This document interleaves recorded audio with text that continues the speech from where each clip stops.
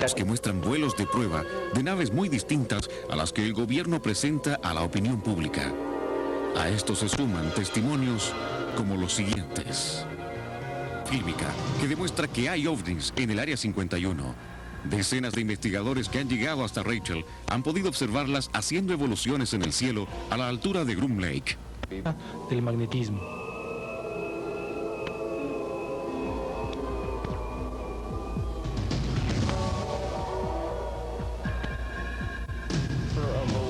Como una de esas linternas chinas más o menos, superiormente coloridas. Al menos eran multicoloridas. Además de las luces, parecían tener la capacidad de tomarse la luz de los alrededores.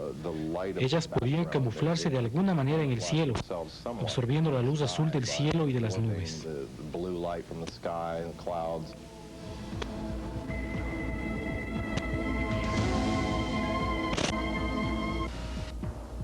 El ufólogo Chuck Clark, residente en Rachel, se ha dedicado a estudiar este tema y recoger evidencias. Al igual que el periodista George Knapp, editor del canal Class TV de Las Vegas, tiene opiniones concluyentes. Área 51, en donde el S-4 estaría situado.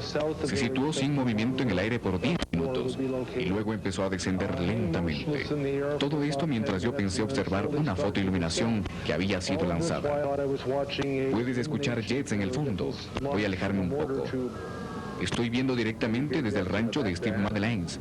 Justo aquí está la carretera 375. Esto es justo sobre los picos. Una vez que bajó a la línea de los bordes de las montañas, sin embargo, estaba al frente de la colina, de la que había venido desde la parte de atrás. La colina estaba a 12,5 millas de mi posición. Se vino abajo hasta llegar a pocos pies por encima del suelo, en la base.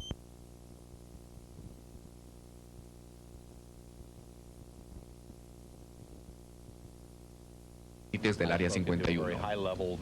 He hablado con una persona que tiene un alto nivel gerencial, que trabaja para una empresa dependiente, contratista por un par de años, y de una familia muy respetable.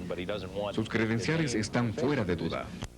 Algunas de las imágenes logradas en las cercanías del Área 51 han sido estudiadas por el físico naval Bruce McCabe. Básicamente lo que tú ves son luces, objetos quietos, haciendo cosas allá a la distancia. Tú realmente no ves una estructura metálica o algo parecido. Al menos lo que yo he visto parece mostrar luces haciendo cosas extrañas, como saltando, moviéndose, súbitamente de un lado a otro, muy lentamente o demasiado rápido. He concluido que no son parte nuestra. Esto significa que no pertenecen a nosotros. Tú sabes, no están hechos aquí en la Tierra. Así que deben estar viniendo de algún lado allá afuera. ¿Cómo vienen hasta aquí? ¿A quién le pertenecen? Yo no sé. Los extraterrestres son una propuesta razonable. Todos los argumentos que han sido puestos a la luz pública pueden ser más que alguien que está en el sistema solar o de otra galaxia. Sin embargo, ¿por qué no pueden llegar acá, desde donde sea que estén? Esos argumentos no son físicamente correctos, porque nosotros podemos llegar allá, dando suficiente tiempo, dinero y deseos para hacerlo. Sin embargo, es claro que estas otras inteligencias, quienes quiera que sean, están mucho más avanzados que nosotros, en términos de tecnología. Ahora les voy a enseñar una versión realizada en computadora de lo que ustedes acaban de ver. Ahora solo observamos una porción larga donde un ovni apareció en la esquina izquierda, yéndose a la derecha o regresando. Eso es todo lo que vamos a ver. Una salida y una regresada, repetido una y otra vez. Esta parte del cuadro ha sido cortada del...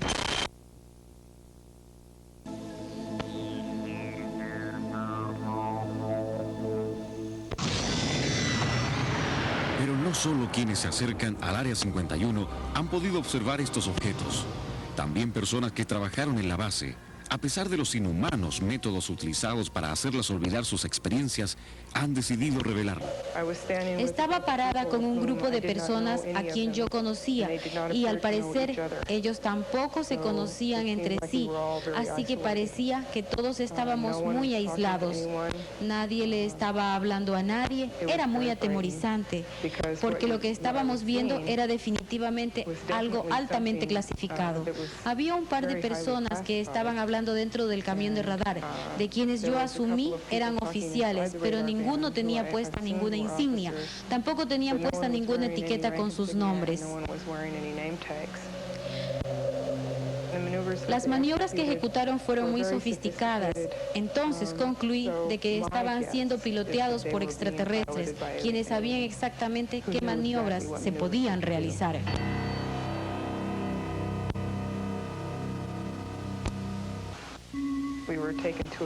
Fuimos llevados a una edificación médica que era muy sofisticada. Alguien vino y me llevó a un cuarto de exámenes. Me hicieron acostar en una mesa de acero inoxidable. Y entonces alguien vino, atravesó la puerta, caminó alrededor de la mesa por el lado izquierdo de mi cabeza y me dijo en un tono de voz fría y monótona: permanece calmada, permanece calmada, permanece calmada. Cuando llegó al lado de mi cabeza, tenía una inyección escondida en su mano. La sacó y fue directamente al lado derecho de mi cuello. Entonces, uno de los químicos me fue directamente al cerebro. Hace algunos años, el gobierno estadounidense tuvo la intención de revelar sus actividades secretas en el Área 51, relacionadas con entidades extraterrestres. La idea era hacerlo mediante un proyecto interactivo, al más puro estilo de Epcot Center. Para su planificación contrataron al especialista en robótica de la NASA, Bob Esler. Ellos estaban convertidos bastante populares en las publicaciones de la prensa. La criatura estaba encerrada en cierto tipo de estructura, de ataúd, de cristal, que estaba siendo preservada con muchos aparatos, tanques y cosas así. Cierta forma de un tanque criogénico para preservar el cuerpo de la decadencia.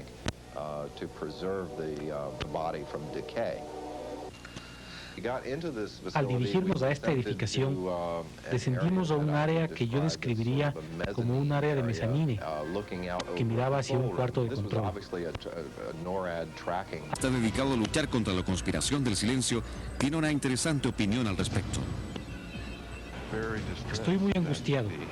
Los grupos de proyectos negros están operando sin negligencia con comités oficiales del Congreso, negligencia pública, con presupuestos negros, que nadie sabe a dónde se van o para qué están siendo usados.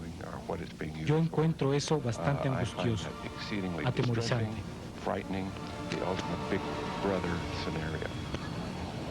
Esparcir algo así virtualmente instantáneamente en cualquier lugar del mundo. Si hay un conflicto en Medio Oriente, ¿cuánto te demorarías en conseguir que un avión vaya allá?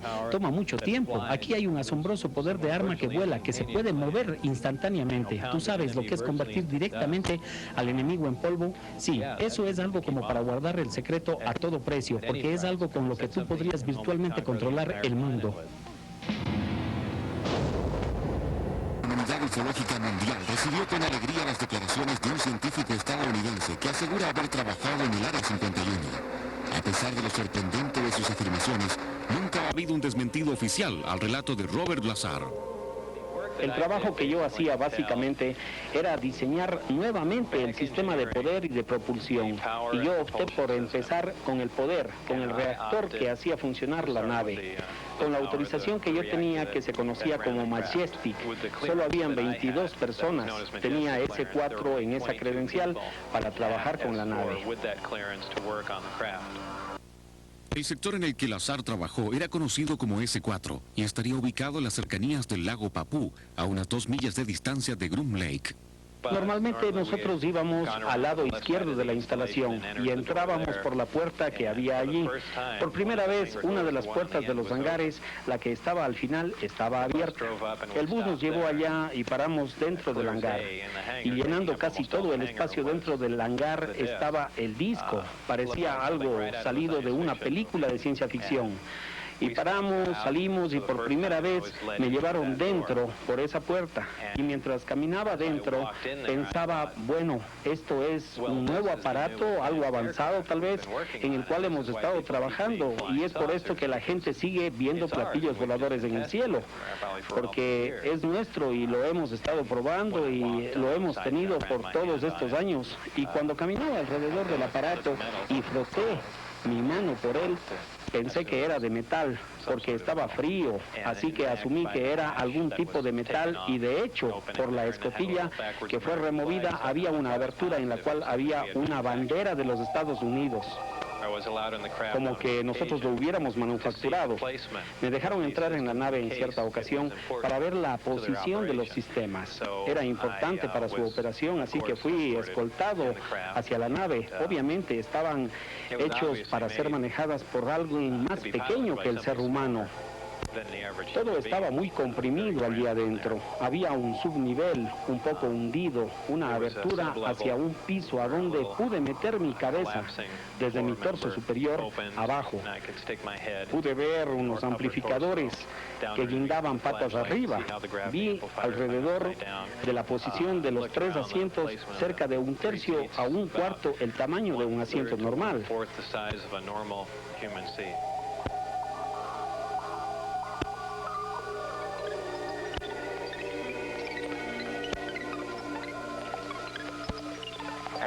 En un punto, cuando estaba en la nave, uno de los caminos de arco se hizo transparente. Habían algunos técnicos que estaban trabajando en algo diferente de lo que yo no tenía idea. Entonces algo empezó a moverse verticalmente en la pantalla. Podría ser posible que la piel de la nave, tal vez bajo influencia eléctrica o alguna otra cosa, pudo influir para que la nave se haga transparente para ver afuera o para ser usado como cierta pantalla de video. Eso fue bastante asombroso. Cuando fui afuera para ver cómo se veía, noté que se veía como un pedazo común de metal nuevamente.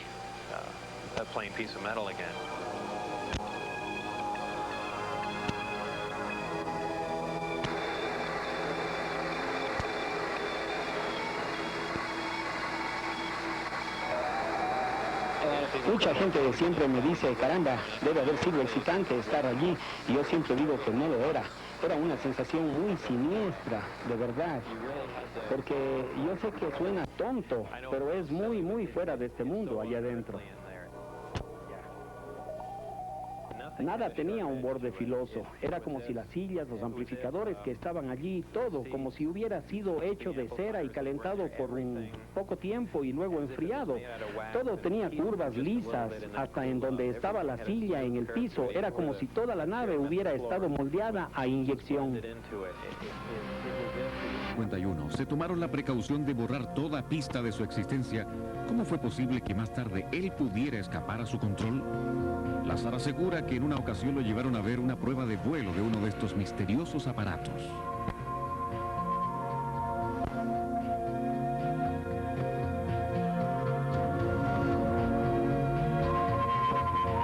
Yo fui llevado a uno de los hangares del departamento S4 y pude observar cómo un platillo gigantesco se levantó silenciosamente y se movió poco a poco. Esto fue algo realmente maravilloso. Era como ver una casa levantándose del suelo. Uno no puede imaginar el tipo de energía involucrada para hacer esto y para no hacer bulla. Hubo comunicación de audio con la nave y solo puedo asumir que habían humanos involucrados, ya que de alguna manera lograron meterse en esos asientos pequeños y que obviamente sabían cómo operar sus controles, ya que estos habían sido adaptados de alguna forma. Después de trabajar durante varios meses en estos secretos proyectos, Lazar se convenció de que esas extrañas naves no podían haber sido fabricadas por ingenieros de la Fuerza Aérea estadounidense. Decidió entonces contarle a un amigo el secreto y en marzo de 1989 lo llevó al desierto a ver una prueba de vuelo. Balanceaba de un lado del cielo hacia el otro lado y hacía algunas características imposibles de vuelo. Para el tiempo en que la nave se había vuelto ya tremendamente luminosa, nosotros pensábamos, estando a millas y millas de distancia de lejos, que algo había salido mal. Entonces todos nos empezamos a preocupar. Pensábamos que iba a explotar probablemente y nos escondimos detrás del auto. Estas imágenes fueron captadas por Bob Lazar y sus acompañantes aquella noche. En otras 2 oportunidades, Lazar y sus amigos volvieron al desierto. En la tercera ocasión, fue sorprendido por los guardias del Área 51, quienes lo arrestaron y sometieron a un largo interrogatorio. Ellos no podían creer que yo había dado esta información o que había llevado a alguien para que vea los vuelos de prueba. Poco después, el superior directo de Lazar lo llamó por teléfono y le aseguró que sufriría graves represalias. Denis Marioni, quien era mi supervisor, me llamó y todo lo que me dijo era que si tenía idea de lo que te vamos a hacer. Y ese fue el fin de la llamada telefónica. Ellos estaban locos de verdad. Estaban completamente fuera de control. Es un hecho conocido que el personal que trabaja en proyectos reservados del gobierno norteamericano firma un contrato en que renuncia a sus derechos constitucionales y acepta severas penas de cárcel si llega a revelar detalles de sus actividades. Tal vez temiendo esas represalias, Bob Lazar decidió recurrir a los medios de comunicación. La veracidad del testimonio de Robert Lazar solo puede estudiar y tratar de reproducir los mecanismos de propulsión que utilizaban los ovnis guardados en el Área 51. Lazar constató que la fuente de poder es un revolucionario reactor de antimateria, algo que la ciencia terrestre aún no ha podido desarrollar. Aquí explica en detalle este sofisticado mecanismo. Hay una columna central hueca que va hasta arriba por todo el centro del disco. Esa columna es una guía de ondas, es decir, una onda de gravedad canalizada a través de esta. La base de esta columna está conectada a un reactor de antimateria que es la mitad de una esfera en el suelo de la nave. La columna central o guía de ondas se extiende hasta el tope mismo de la nave y se retrae hacia arriba para remover el reactor.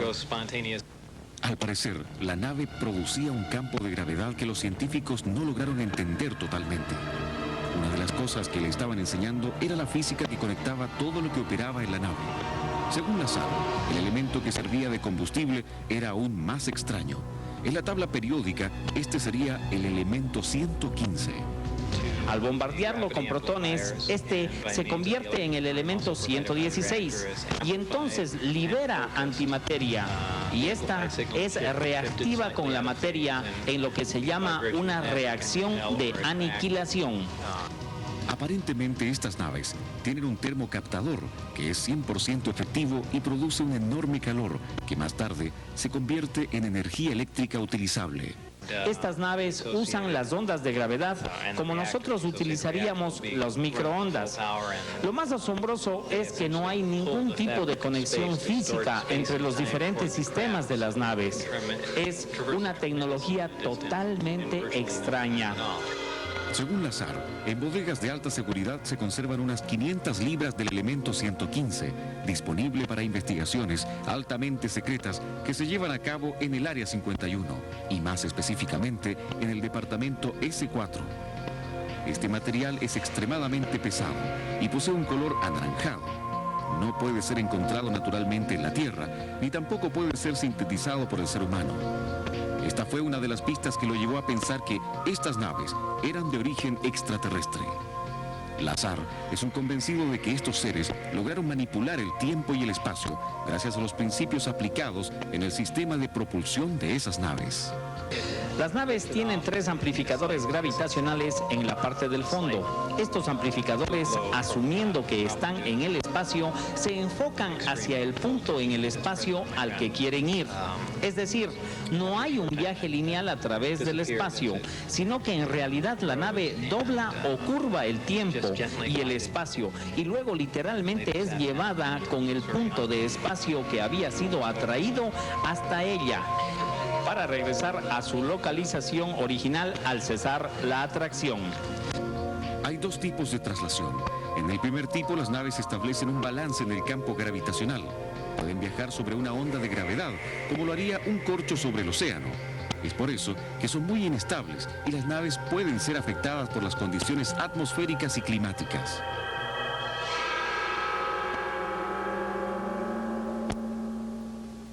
En el otro modo, las naves podrían viajar largas distancias.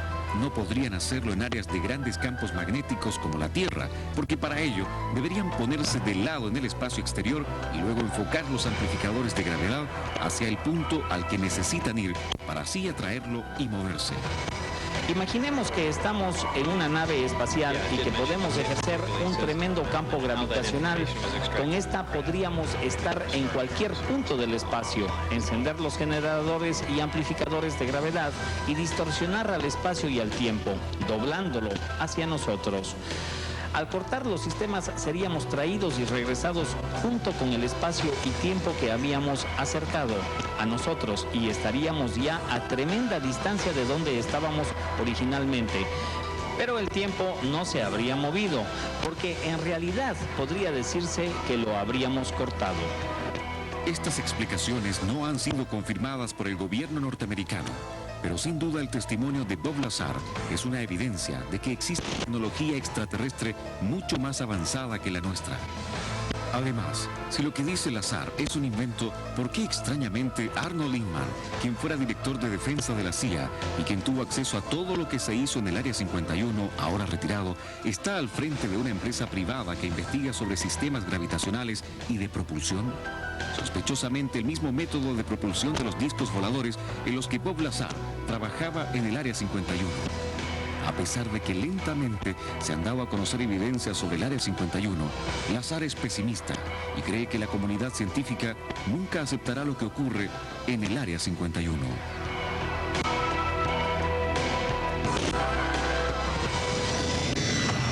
La Ley de Libertad de Información de Estados Unidos obliga a que después de 50 años todos los antecedentes y documentos oficiales, por secretos que sean, deben ser desclasificados.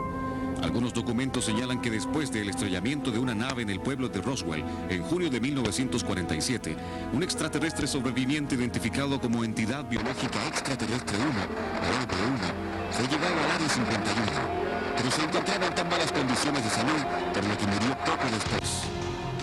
Otro documento fechado durante la administración de Jimmy Carter señala toda una política de procedimiento para tratar a los EBs. Los EBs deben ser detenidos por cualquier medio que fuese necesario y llevados a un lugar seguro lo antes posible. Aunque es probable mantener el bienestar físico de cualquier entidad, las leyes de la vida de los EBs se considera aceptable si las condiciones o demoras para preservar esa vida en cualquier forma comprometen la seguridad de las operaciones. En 1988, una fuente no identificada señaló que alguna vez llegó al Área 51 otro extraterrestre, identificado como EB2, quien se presentó voluntariamente para colaborar con las investigaciones que ahí se realizaban. Fuentes como esta señalan que los EBs no pueden o no se interesan en hablar el idioma humano. Se dice que al EB2 se le habría practicado una operación en la laringe para que pudiera articular palabras, pero muchos desestiman esa posibilidad. Sin embargo, aseguran que los EBs poseen la capacidad de comunicarse por medio de la telepatía. Además, indican que los EBs suelen transmitir mensajes telepáticos sobre temas espirituales, aparte de responder a las preguntas tecnológicas que se les hacen. El cuerpo humano es un vehículo, una embarcación. Una embarcación que debe ser mantenida para servirle al espíritu.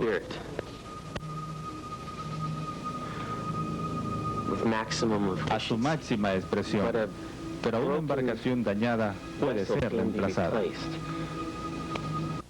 Un ex agente de seguridad, cuya identidad permanece en reserva, sostiene que trabajó en su calidad de ingeniero mecánico en el Área 51 durante los años 50 y que tuvo contacto permanente por 16 años con un extraterrestre llamado Jarriot.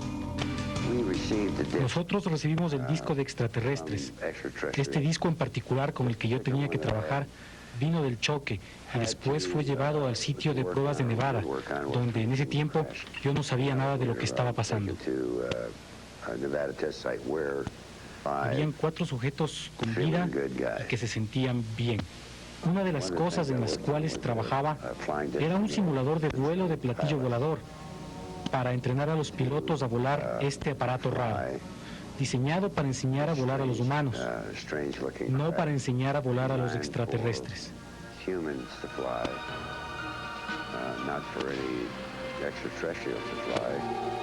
Jarriot era un extraterrestre gris de 5.4 pies.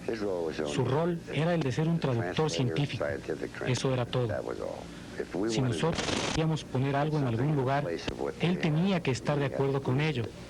Si tenía alguna pregunta, la llevaba a mi mente y decidía que se la quería presentar. Él ya sabía que tenía esta pregunta y él ya tenía la respuesta. Y si le respondía sería en mi voz. y tú ni siquiera moverías tus labios. Es muy posible que él y algunos miles estén trabajando en proyectos aquí o en algún otro lugar. La mayoría de los ufólogos en todo el mundo está convencido de que Estados Unidos y los extraterrestres grises, que vendrían del sistema planetario Zeta Reticulis y de la constelación de Orión, mantienen un pacto secreto.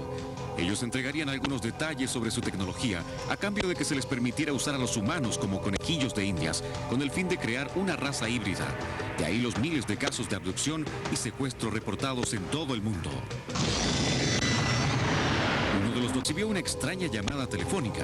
El presidente de esta compañía, Tom Coleman, informó que se trataba de una persona que se identificó simplemente como Víctor y que aseguraba poseer una grabación de un extraterrestre vivo. Desde luego, yo pensé que esto era una farsa. De hecho, pensé que podía haber sido mi hermano hasta cierto punto. Pero cuando seguimos hablando, esta era una persona que parecía ser bastante seria. Nosotros discutimos esto un poco y básicamente decidí que esto era muy raro para mí. Entonces dije, gracias y hasta luego. Cuando colgué el teléfono, tuve una sensación muy extraña de que tal vez, solo tal vez, había algo aquí.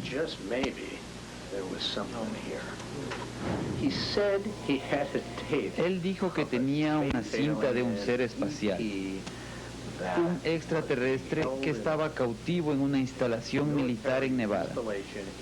No estoy seguro si como prisionero o como invitado, y de que él tenía esto en un video. Víctor accedió a responder algunas preguntas sobre esta grabación, siempre que se mantuviera su anonimato. A continuación veremos fragmentos de esta extraordinaria grabación. Vayamos a la copia misma. ¿La copia que usted nos facilitó es la original? No. ¿Estaba la original en el área 51 cuando la copió? Eso está fuera de límites. ¿Sería justo asumir que el duplicado de cintas en el área 51 es altamente restrictivo? Tú puedes asumir lo que quieras. Yo diría que eso es obvio. Diré que esta cinta fue copiada bajo circunstancias especiales. De otra forma, el copiarla hubiera sido imposible. ¿Puede usted ser más específico? ¿Más específico? Ok, estoy seguro que ellos se habrán dado cuenta lo suficiente. Recientemente hubo una gran transferencia de documentación de cinta analógica para almacenarla en discos digitales y en algunos instantes dejaron que los datos vayan desde un alto sistema de seguridad a un sistema menos seguro. Creo que esto es todo lo que puedo decir al respecto. ¿Hubo algo en la cinta que lo hizo más accesible para ser copiado? No necesariamente. ¿Normalmente ha visto el ser extraterrestre que aparece en la cinta? Sí, lo he visto, pero debo indicar que yo no estuve necesariamente presente en el momento de la entrevista. No voy a ser específico sobre si tuve un encuentro con el ser en otro momento. ¿Qué nos puede decir sobre la entrevista al extraterrestre que estamos a punto de ver?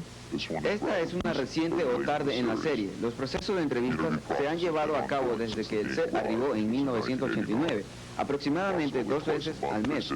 Ellos llevan a cabo una sesión que generalmente dura de 3 a 5 horas. Si es que ellos intentan demorar más de eso o si programan las sesiones frecuentemente, entonces el ser no responde. Hay una gran lucha interna entre los científicos de diferentes disciplinas. ¿Qué es lo que el ser les ha revelado? Varios detalles técnicos sobre el funcionamiento de las naves. Los físicos y los ingenieros están frecuentemente frustrados.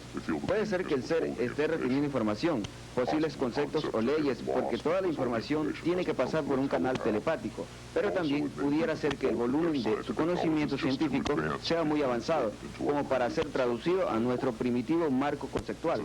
Es análogo, como si un científico humano le intentara traducir mecánica cuántica a los chimpancés. La mayoría de los ufólogos que han investigado esta grabación concuerdan en que existen grandes posibilidades de que sea auténtica. Algunos sostienen que, según sus antecedentes, el extraterrestre que aquí aparece se estrelló con su nave en Sudáfrica en 1989 y posteriormente fue conducido al Área 51. La grabación muestra a un ser que parece estar gravemente enfermo. En algunos momentos bota un líquido extraño por la boca y parece desmayarse mientras es asistido por los agentes del Área 51. ¿Será este documento una prueba de la presencia de extraterrestres en el Área 51? Tal vez no precisamente. Pero sí en algo estamos de acuerdo. Si el río suena, imagínese que una noche cualquiera usted está durmiendo plácidamente. De pronto entran en su dormitorio unos extraños seres, quienes sin decir palabra le ordenan que los acompañe y le hacen abordar una nave extraterrestre. Aunque parezca un relato increíble, incidentes como este han sido reportados en todo el mundo y se calcula que hoy existen más de 380.000 casos similares en los 5 continentes. A esta experiencia, la ufología la designa como abducción. La gran diferencia entre la abducción y el encuentro cercano del tercer tipo, el contacto con extraterrestres, es que la persona está completamente impotente frente a las intenciones poco amigables de ellos, sin posibilidad alguna de oponerse a sus órdenes, pero se somete aún contra su voluntad. Recientemente las abducciones se han convertido en uno de los tópicos principales de investigación dentro de la ufología, y también son materia de estudio serio entre connotados académicos y científicos ortodoxos. Para hoy se ha podido establecer un patrón estándar para clasificarlas, según los aspectos que se repiten en la gran mayoría de los casos reportados. Es lógico concluir que si miles de personas de distintos países y estratos culturales diversos coinciden en una misma experiencia, difícilmente se trata de una alucinación colectiva. Actualmente es posible encontrar en Internet cientos de páginas dedicadas a este tema, además de sitios web en los que se ofrece ayuda especializada para las víctimas, considerando que una abducción produce severos trastornos posteriores, propios de toda experiencia traumática. A ello se suma un sinnúmero de obras, ensayos y estudios sobre el fenómeno de la abducción.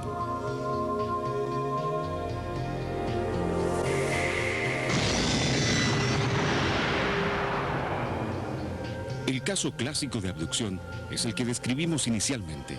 Se produce durante la noche, mientras la persona duerme, y no existen recuerdos posteriores de la experiencia a nivel consciente. La mayoría de los informes indican que seres de grandes ojos negros, de baja estatura y piel grisácea irrumpen en la habitación y mediante órdenes telepáticas le ordenan a la víctima salir de la casa para introducirla en una nave, donde se le practican diversos exámenes médicos. Una vez de vuelta a su habitación, la persona suele despertar recostada en una posición no usual sobre la cama y con una sensación de haber perdido la noción del tiempo. Solo los trastornos de conducta posteriores a la experiencia indican que algo extraño sucedió. El psiquiatra chileno Mario Duzuel ha investigado diversos casos de abducción ocurridos en Chile y ya no tiene dudas de que efectivamente se trata de asombrosos encuentros con seres extraterrestres. Quédate aquí en la camioneta, los bebés se habían dormido temprano. Quédate en la camioneta y yo me fui. Cogí una linterna y me fui. Entonces cuando yo ya llegué, me doy cuenta de la nave. Ya había aterrizado, la nave estaba en el agua desde luego. Y justo la puertita de la nave daba en la orilla. Ya. Entonces yo me fui acercando con la linterna, enfoqué la nave. Pero ellos a la derecha, yo enfoco así, ya habían estado acá los 3. El médico dijo que se llamaba Licti. Este caso para algunos podría ser un contacto con seres extraterrestres. Sin embargo, la naturaleza del pacto suscrito por la pareja y el visitante indica otra cosa. Entonces queremos hablar contigo. Hemos visto en tu corazón que eres un hombre muy bueno. Tu esposa también. Queremos que converses con ella. Queremos que los dos nos ayuden. Hace años que dejamos de reproducirnos y quisiéramos que nos ayuden, porque no queremos que nuestra raza se extinga, tal como se está extinguiendo el hombre. Entonces me dio mucha pena, le digo, entonces, ¿cómo pudiéramos ayudarle yo con mi esposa? Entonces ahí me hablaron ellos, que había la necesidad de que ellos querían incubar en el vientre de una mujer. Ojalá no falle este proceso, ¿no? Ellos iban a traer en próxima vez, ya listo, lo que sería para la incubación. Le digo, pero mi esposa... Inseminación. Sí. Entonces le digo, pero mi esposa es ligada, no habría problema. Los investigadores del fenómeno OVNI aseguran que este tipo de acuerdos no es posible. En realidad, el humano no puede negarse, dada la influencia que la mente del extraterrestre ejerce sobre él. Se trata de un caso de abducción pasiva. Ello explica por qué Graciela Suma no pudo negarse a la solicitud de los extraños visitantes. Existe ¿usted qué pensó? Que para darse esta inseminación tendría que haber un acto sexual y eso como que no le gustó a usted. Claro, sí. No le gustó. Usted dijo, ¿cómo mi esposo permite que yo tenga el acto sexual con otra persona? Claro, eso a mí no me gustó, pero después ya él me dice que no es así, que ellos no me van a tocar para nada. ¿Y efectivamente ocurrió así? Entonces yo acepté, pues así. Me da pena que, como dicen, que ellos están terminando ya la raza, no se pueden reproducir. Y como uno puede, entonces yo digo, ayudarlos, es que se puede. Y yo sentí alegría, pues, de ayudarlos a ellos. Entonces bajaron los tres. ¿Los mismos tres? Los mismos tres, sí. Ya. Bajaron los tres. Buenas noches, bienvenidos. Todavía le digo, bienvenidos. Dice, el más pequeño, siempre era el que más amistad mostraba. Dice, sabía que tenían que venir los dos, que nos iban a ayudar. Desde ya, gracias. Entonces, vengan, suban. Subimos. Había un poco de luces y como cámaras, pantallas de televisión. Ya. Sí, habían así. ¿Usted también vio eso? Sí, o sea, había un ambiente de cordialidad, había un ambiente... Como una paz, sí, paz. Sí, un ambiente que Ya. sentíamos algo por esa gente. Aplastó algo que no me di cuenta cuál de los botones que habían, aplastó así, tac. Y bajó una como tabla así. Ya. Trac. Bajó como tabla y le dijo, acuéstese. Ya. Entonces mi esposa se acostó, tranquila, y vino el hombre con una cosa como copa. Era como un cable así enrollado. Una cosa como copa, se la puso aquí y mi esposa se quedó tranquila, dormida. El otro, el más pequeño, fue de una cosa como puertita, la aló y sacó un frasquito azul. Y ese aparato, el otro aparato vino y encajó aquí en su parte vaginal. Ya está, listo, eso era todo. Muy bien. Vino, señora, ella despertó, dice que no se acuerda nada. Ellos nos dijeron que iban a volver para llevarse el feto ya. Ya, pero ¿en qué tiempo? O sea, Como 3 meses más o menos. ¿Usted sacó la cuenta cuánto tiempo exacto? Casi 4 meses. Casi 4 meses. O sea, esto sucedió el 7 de enero. Y ellos vinieron el 17 de mayo. De mayo a llevarse el feto. Entonces venimos por el embrión. Bueno, entonces ella nuevamente, pero lo hicieron más rápido, ya no hubo tanta parlería, ¿no? Pero después charlamos, después de esto, sí charlamos. ¿Usted vio el feto? Sí, todo lo vi, lo metieron en una cosa así, lo metieron en una cosa así, pero era transparente. Era de vidrio, como de vidrio, como una botella de vidrio. Sí, ¿verdad? ¿Sí? Y luego lo metieron en un aparato. Lo metieron ahí en un aparato, creo que ahí se conserve vivo, ¿qué será? No sé, pero algo hacen ellos con el feto. ¿Qué habrá ocurrido con la criatura híbrida gestada en el vientre de Graciela Suma? No hay manera de saberlo, de momento, como tampoco existen pruebas de que realmente haya tenido lugar. Pero quienes piden pruebas de las abducciones ya disponen de evidencia física palpable. Implantes de materiales desconocidos en la Tierra han sido extraídos del cuerpo de personas que aseguran haber sido abducidas. Para hoy las muestras de implantes como estos superan el millar. En próximos programas ahondaremos en este sorprendente capítulo del fenómeno extraterrestre.